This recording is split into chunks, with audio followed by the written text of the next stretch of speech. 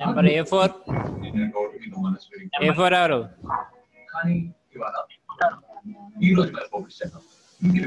Mute లో పెట్టుకోండి.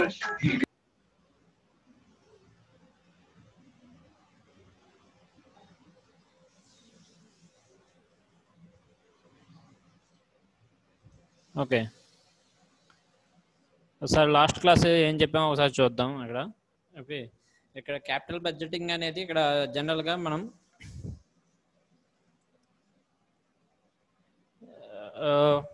ఏదైనా ఫైనాన్షియల్ డెసిషన్స్ అనేవి మనం తీసుకుంటాకి ఇది ఈ క్యాపిటల్ బడ్జెటింగ్ అనేది యూజ్ అవుతుందన్నమాట. ఓకే, అంటే ఇప్పుడు ఏదైనా ఇన్వెస్ట్మెంట్ చేయాలి అన్నప్పుడు కంపెనీ అనేది ఇప్పుడు ఫర్ ఎగ్జాంపుల్ మనం ఏదైనా బిజినెస్లో పెట్టుబడి పెడదాం అనుకున్నప్పుడు డైరెక్ట్గా మనం ఏమీ తెలుసుకోకుండా పెట్టరు కదా. ఇప్పుడు షేర్ మార్కెట్లో మనం షేర్స్ పర్చేజ్ చేద్దాం అనుకుంటున్నాం. That is also one of the investment. Okay, ఆ ఇన్వెస్ట్మెంట్ చేద్దాం అనుకున్నప్పుడు మనం డైరెక్ట్గా ఆ కంపెనీ గురించి కానీ ఆ షేర్ వాల్యూ గురించి కానీ ఎటువంటి ఇన్ఫర్మేషన్ లేకుండా మనం ఇన్వెస్ట్మెంట్ అయితే చేయట్లేదు, అంటే షేర్స్ అయితే కొనట్లేదు. ఓకే, అంటే మనం ఏం చేస్తాం, జనరల్గా ఆ కంపెనీ గురించి తెలుసుకుంటాం అన్నమాట.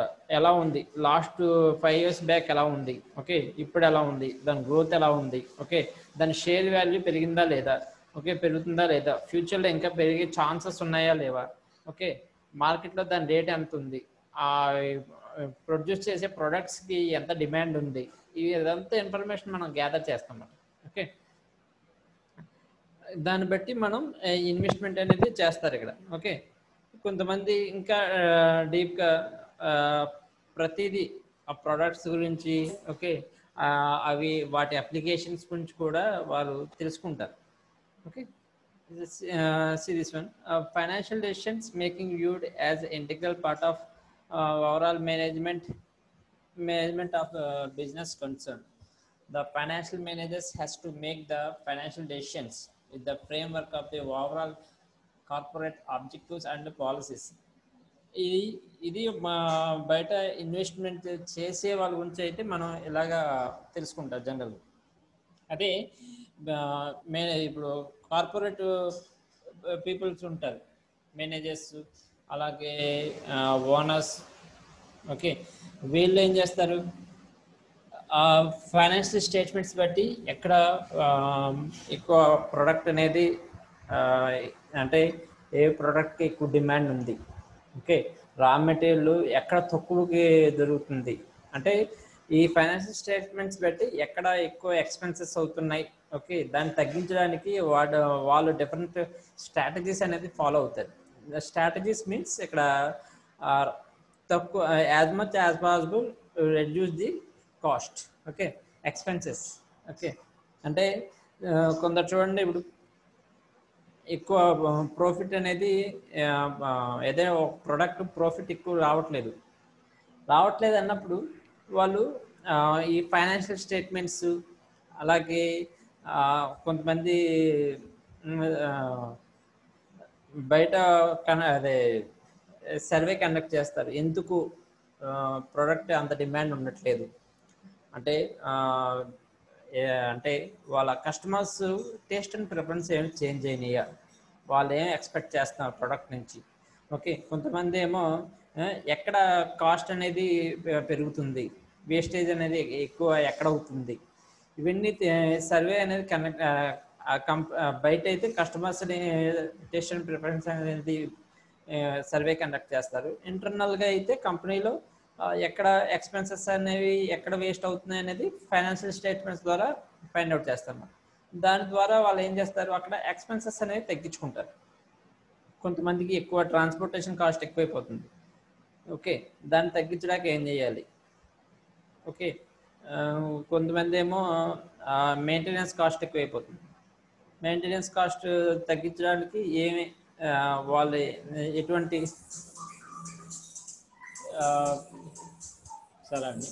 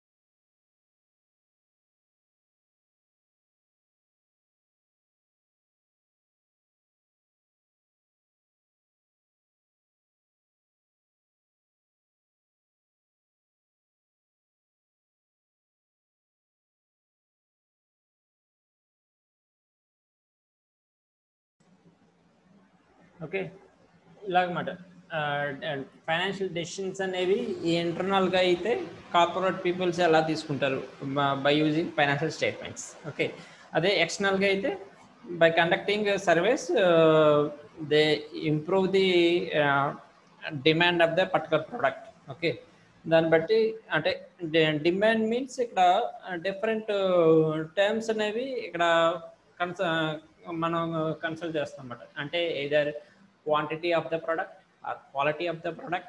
Okay, లేకపోతే the different applications is we added that particular type of product laga. Okay, whatever the customers wanted, the expecting the particular product. Okay, దాన్ని బట్టి ఇక్కడ చేంజ్ చేసి ఆ పర్టికులర్ ప్రోడక్ట్ డిమాండ్ అనేది ఇంప్రూవ్ చేయడం అనేది జరుగుతుందన్నమాట.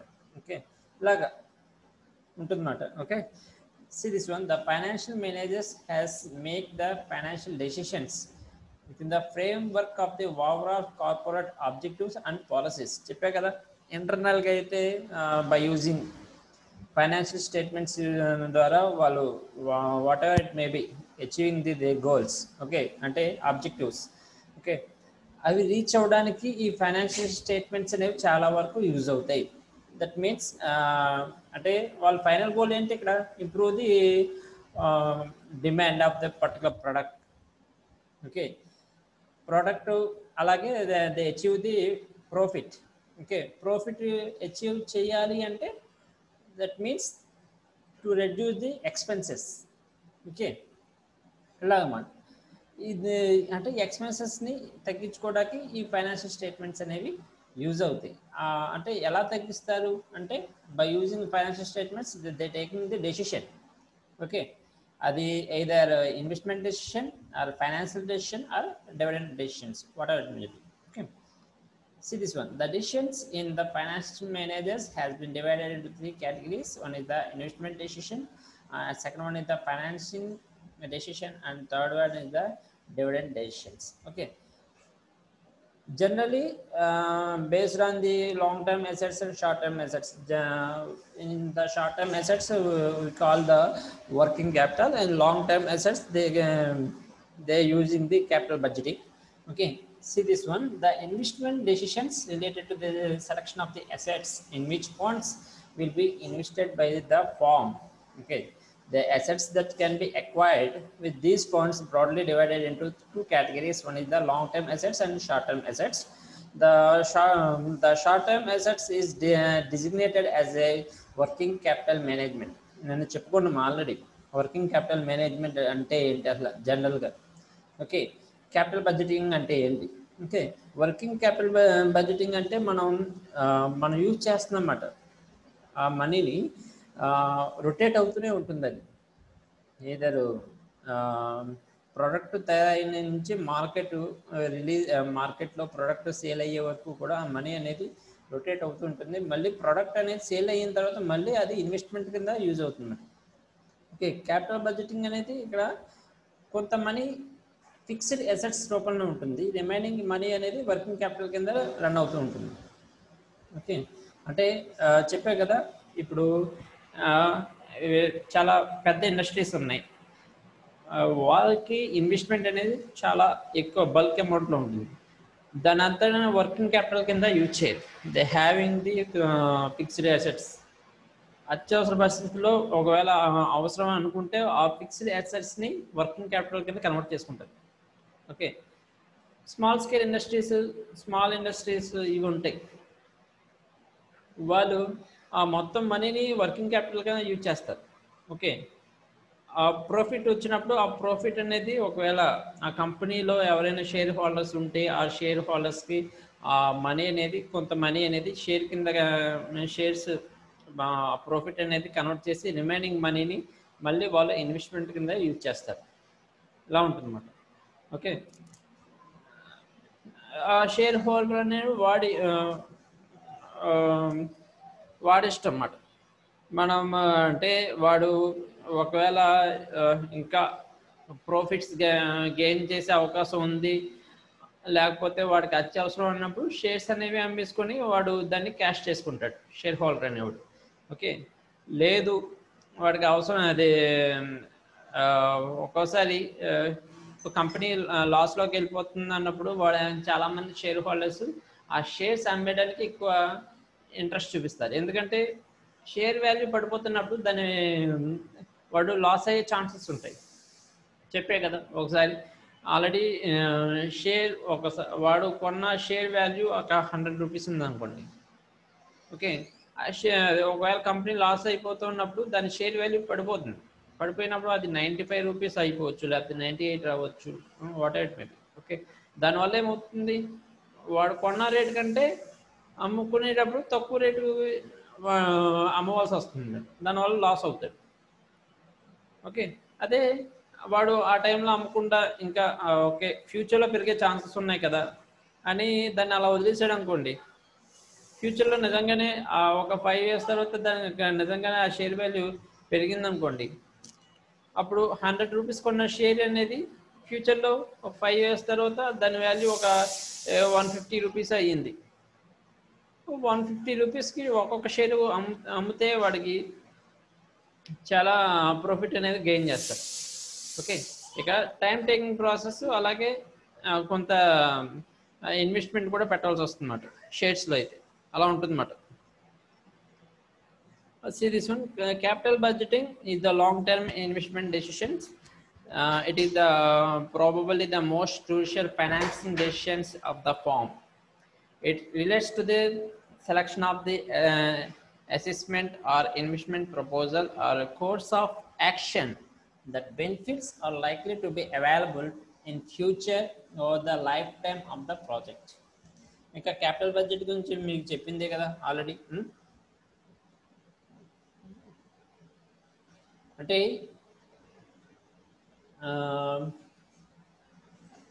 ఎక్స్పెన్సెస్ అది తగ్గించుకోవడానికి, అలాగే నెక్స్ట్ ఏదైనా మనం ఒక ప్రాజెక్ట్ స్టార్ట్ చేస్తున్నాం అనుకోండి, దాని బడ్జెట్ ఎంత అవుతుంది అనేది ఒక ఎక్స్పెక్టేషన్ అనేది ఉండాలి. ఓకే, దాన్ని ఎక్కడ యూజ్ చేయాలి, ఎందుకు యూజ్ చేయాలి, దానివల్ల మనకి అడ్వాంటేజ్ ఏంటి, ఓకే, ఆ ఇన్వెస్ట్మెంట్ ఎంతవరకు వర్కింగ్ క్యాపిటల్ కింద యూజ్ అవుతుంది, ఓకే, ఇలాగ ఎక్కడ మనకి ప్రాఫిట్ ఎంతవరకు గెయిన్ చేయగలం, ఇదంతా కూడా మనం ఫస్ట్ ప్లానింగ్ అంటాం చూసారా. ఈ ప్లానింగ్ బట్టి మనం ఈ క్యాపిటల్ బడ్జెట్ అనేది చూస్తుంటాం జనరల్గా. Series nature of capital budgeting. Capital budgeting decisions may be defined as the firm decisions to invest its current funds most efficiently in the long-term assets in anticipation of expecting flow of benefits over a series of years. Okay, the exchange of current funds and future benefits. The second one is that the funds are invested in long-term assets. The future benefits will occur in the form of a series of years. Okay. The capital budgeting or investment decisions include the addition, disposition, and modification and replacement of fixed assets. The capital budgeting decision include the following proposals. One is the expansion, and second one is the diversification, and third one is the replacement, and fourth one is the research and development, and fifth one is the miscellaneous proposals. What are the significance of the capital budgeting? The capital budgeting decisions are another most crucial and critical decisions, and they have significant impact on the future probability of the firm. Okay, that's మనం చెప్పే కదా ఫ్యూచర్లో మనం ఇప్పుడు share holder ఉన్నాడు, వాడు share value ఫ్యూచర్లో ఇంత పెరుగుతుంది.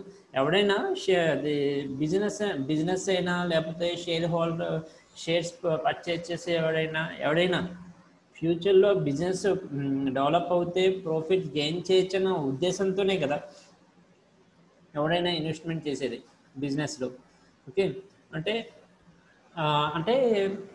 అలా అని చెప్పి ప్రోడక్ట్ గురించి మనకి మినిమం నాలెడ్జ్ లేకుండా అయితే మాత్రం ఎవడు ఇన్వెస్ట్ చేయదు. ఇప్పుడు చూడండి, ఇప్పుడు ఇద్దరు ఉన్నారు, ఒక ప్రోడక్ట్ కంపల్సరీగా ఫ్యూచర్లో మంచి డిమాండ్ వస్తుంది. అంటే ఫర్ ఎగ్జాంపుల్ రిఫ్రిజిరేటర్స్. ఓకే, అవి ఒక పర్టికులర్ సీజన్లో ఎక్కువ డిమాండ్ ఉంటుంది. ఓకే, ఇంకోటి వేరే ప్రోడక్ట్ తయారు చేసేది. ఓకే, ఫ్యూచర్లో డిమాండ్ ఉన్న ప్రోడక్ట్ కంపల్సరీగా ఇన్వెస్ట్మెంట్ పెట్టడానికి ఎక్కువ ఇంట్రెస్ట్ చూపిస్తారు. ఎందుకంటే ఇప్పుడు అలాగే కదా, ఇప్పుడు రిలయన్స్లో ఎక్కువ పెట్టుబడి పెట్టడానికి కారణం ఏంటంటే వాడు యూజ్ చేసే టెలికమ్యూనికేషన్ అప్లికేషన్స్లో వాడు ఎక్కువ ఇన్వాల్వ్ అవుతున్నాడు. అలాగే పెట్రోల్, అలాగే ఇంకా మార్కెటింగ్, వెజిటేబుల్స్ మార్కెట్ కావచ్చు, what ever it may B. అంటే జనాలకి యూజ్ అయ్యే విధంగా వాడు బిజినెస్ చేస్తున్నాడు. అటువంటి దాంట్లో మనం ఇన్వెస్ట్ చేస్తే, అంటే దట్ మీన్స్ షేర్స్ కింద మనం మనీ పెడితే ఫ్యూచర్లో డిమాండ్ ఉండే ఛాన్స్ ఉంది. ఒకసారి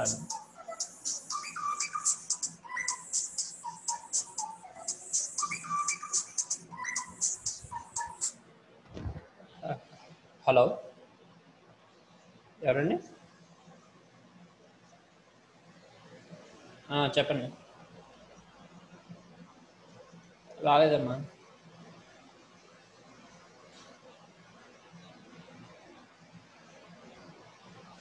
ఆహా, సుధాకర్ గారు అక్కడ ఉన్నారా? సుధాకర్ గారు ఒకసారి ఇవ్వండి. అవుతుంది.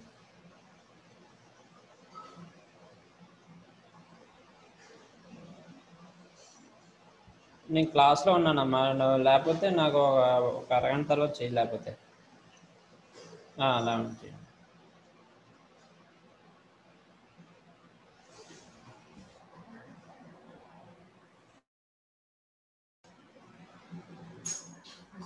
Hello, okay.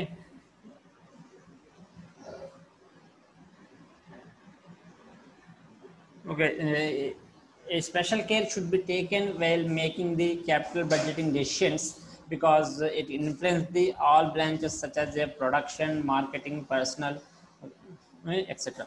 అంటే చెప్పే కదా, బేస్డ్ ఆన్ అంటే ఈ క్యాపిటల్ బడ్జెటింగ్ వల్ల మనం డెసిషన్ అనేది ఇంటర్నల్గా కంపెనీస్లో they depend upon the different branches, అంటే ఏదో production department or marketing department. Okay, and personally managers are taking the decisions అనేది ఈ క్యాపిటల్ బడ్జెటింగ్ అనేది ఇన్ఫ్లుయెన్స్ అవుతుంది. Okay,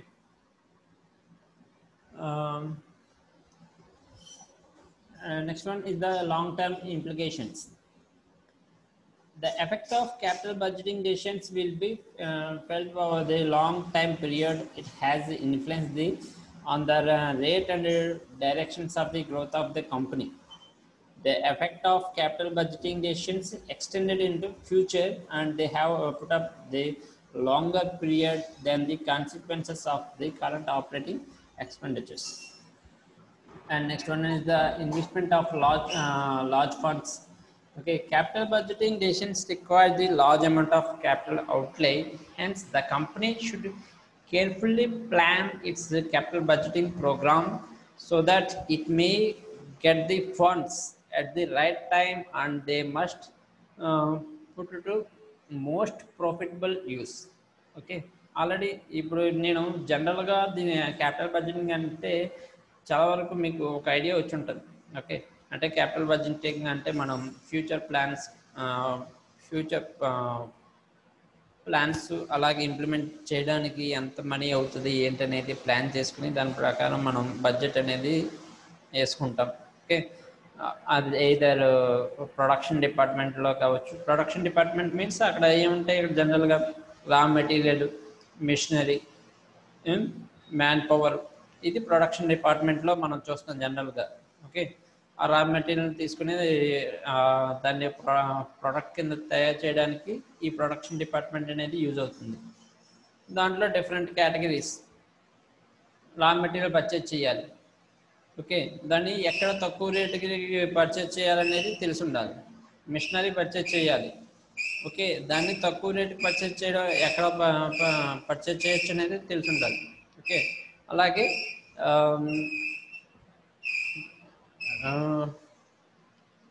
experience persons, okay, workers అనే ఎక్స్పీరియన్స్ పర్సన్స్ ఉండాలి. ఓకే, ఇవన్నీ కూడా ఓకే ప్రొడక్షన్ డిపార్ట్మెంట్లో ఉంటాయి.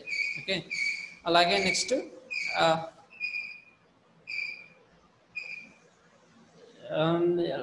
మార్కెటింగ్.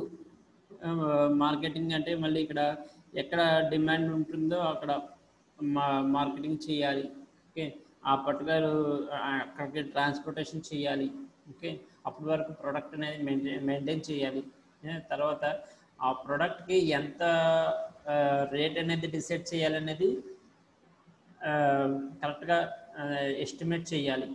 ఓకే, ఇప్పుడు ఎస్టిమేషన్ అనేది ఓవర్ ఎస్టిమేషన్ అయిపోయింది అనుకోండి, ద ప్రొడక్ట్ రేట్ అనేది ఎక్కువ పెట్టేస్తాం మనం జనరల్. ఏదైతే ప్రోడక్ట్ ఆ ప్రోడక్ట్ అంత రేటుకి కస్టమర్ అనేవాడు ఇంట్రెస్ట్ చూపించకపోవచ్చు.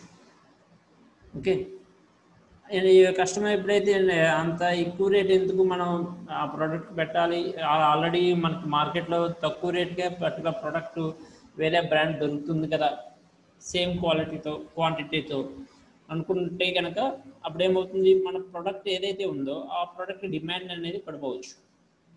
డిమాండ్ లేనప్పుడు ఆటోమేటిక్గా మనం ఆ ప్రోడక్ట్ సేల్ అవ్వకపోతే దాన్ని ఎక్కువ కాలం మనం మెయింటైన్ చేయాలి.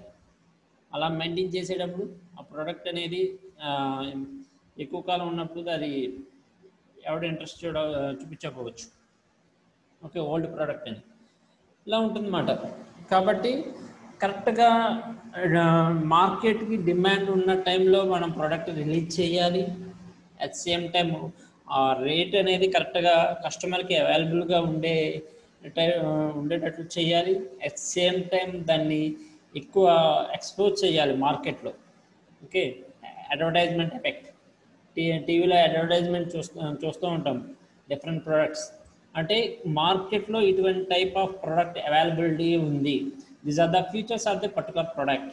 ఓకే, రేట్ కూడా కస్టమర్కి అవైలబుల్గా ఉంది, క్వాలిటీ పరంగా ఓకే లైఫ్ టైం పరంగా బెటర్గా ఉంది, remaining compare to other products అన్న ఒక పాజిటివ్ ఓరియంటెడ్గా వాళ్ళని అట్రాక్ట్ చేయాలి కస్టమర్స్ని. అప్పుడు మాత్రమే ఆ పర్టికులర్ ప్రోడక్ట్ అనేది కస్టమర్స్కి ఉంటారు. ఎప్పుడైతే కస్టమర్స్ ఆ ప్రోడక్ట్ కొంటున్నారో ఆటోమేటిక్గా ప్రాఫిట్స్ అనేది కంపెనీ అనేది గెయిన్ చేస్తుంది. చెప్పే కదా, ఇప్పుడు ఏదైనా ఒక కంపెనీ ప్రోడక్ట్ అమ్ముతుంది అంటే మ్యానుఫ్యాక్చరింగ్ కంపెనీ వాడు ఫర్ ఎగ్జాంపుల్ వాడు తయారు చేసే ప్రోడక్ట్కి 100 రూపీస్ డిసైడ్ చేసాడు, కానీ ఆ ప్రోడక్ట్కి వాడికి తయారయ్యేది 50 రూపీస్కే ప్రోడక్ట్ అనేది వాడికి తయారవుతుంది. వాడు ఎంతకు అమ్ముతాడు? రిటైల్ సేల్స్ అంటే షాప్ వాళ్ళకి 75కి అమ్ముతాడు. అంటే వాడికి తయారైన ప్రోడక్ట్ ఎక్స్పెన్సెస్ అన్నీ ఇన్క్లూడ్ చేసుకొని 50 రూపీస్కే వస్తుంది.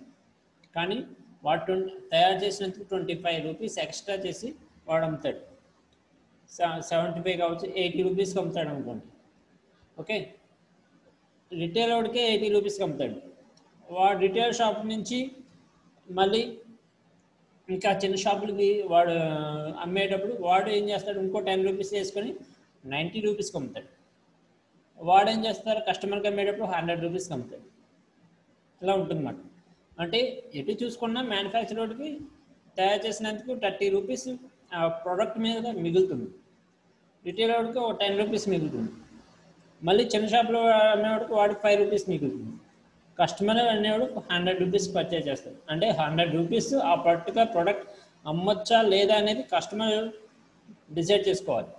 అంటే ఈలో 100 రూపీస్ కంటే ఎక్కువ ఉంటే వాడు ఇంట్రెస్ట్ చూపించలేదు అనుకోండి, వేలు తగ్గించుకుంటారు. ఎవరు? చిన్న షాప్ వాళ్ళు, అలాగే రిటైల్గా అమ్మేవాళ్ళు, వాళ్ళు ప్రోడక్ట్ రేట్ అనేది తగ్గించుకుంటారు. అప్పటికి సేల్ అవ్వకపోతే మ్యానుఫ్యాక్చరర్ అనేవాడు తన ప్రాఫిట్లో తగ్గించుకుంటాడు. ఇలా ఉంటుందన్నమాట. ఓకే, అలా ఉండడం వల్ల ఆ ప్రోడక్ట్ అనేది సేల్ అవుతుంది. వీడు తగ్గించిన స్మాల్ ఎవడైతే అమ్ముతున్నాడో వాడు తగ్గించలేదు అనుకోండి, ఆ ప్రోడక్ట్ అది వాడు లాస్ అవుతాడు. ఎందుకంటే మ్యానుఫ్యాక్చరర్ ఇప్పుడు మ్యానుఫ్యాక్చరింగ్ కంపెనీ అనేవాడు రిటైలర్ అమ్మాలి అంటే వాడికి ఆ ప్రోడక్ట్ అంత పెట్టి కొంటే కస్టమర్ కొంటాడా లేదా అనేది వాడు ఆలోచించుకోవాలి. దాన్ని బట్టి వాడు కొంటాడు. ఎవడైనా అంతే కదా. ఇప్పుడు ప్రాఫిట్ వీడు ఎంత తయారు చేసి ప్రాఫిట్ వేసుకోకుండా వీడు అమ్మడు. అట్ సేమ్ టైము కొనుక్కున్న తర్వాత వీడు కస్టమర్ కొనకపోతే వీడు లాస్ అయిపోతాడు. మిడిల్ అలాగే హలో, ఎవరది?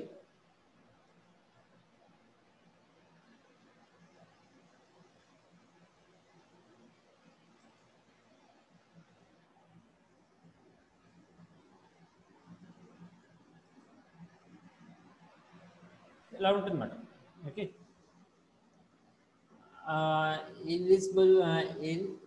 revisable decisions and investment of large funds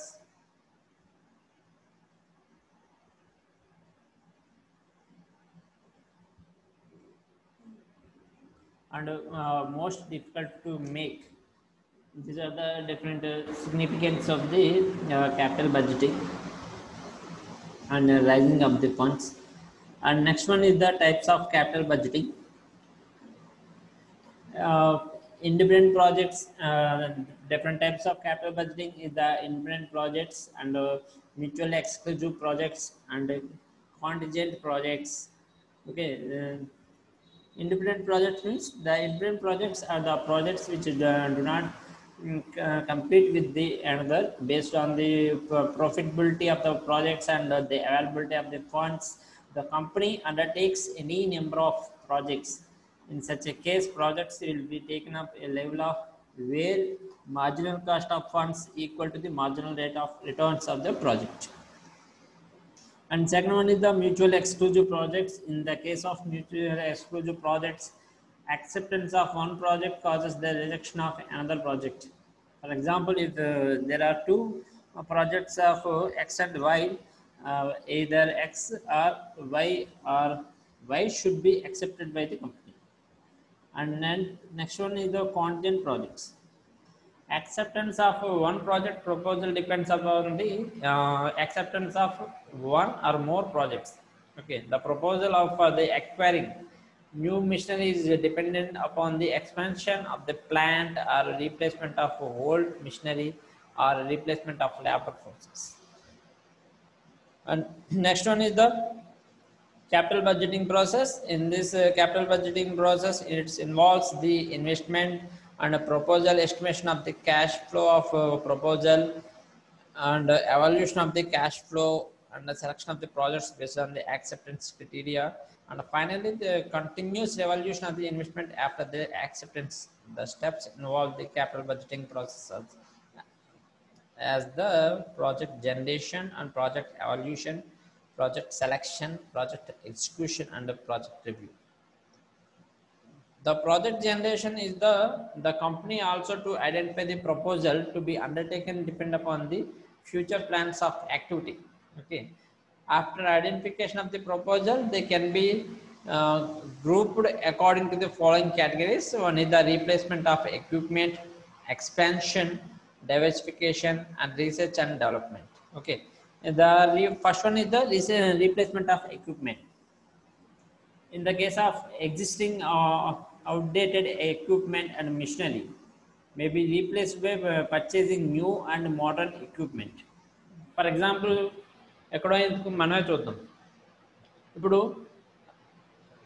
ఒకనొక టైంలో ఉన్న సిలబస్ ప్రకారం వాళ్ళకి మీ సీనియర్స్ కావచ్చు, మీ సూపర్ సీనియర్స్ కావచ్చు, వాళ్ళకి తగ్గట్టుగా వాళ్ళకున్న సిలబస్ ప్రకారం వాళ్ళకి ల్యాబ్ ఎక్విప్మెంట్ అనేది పర్చేజ్ చేయడం అనేది జరుగుతుంది.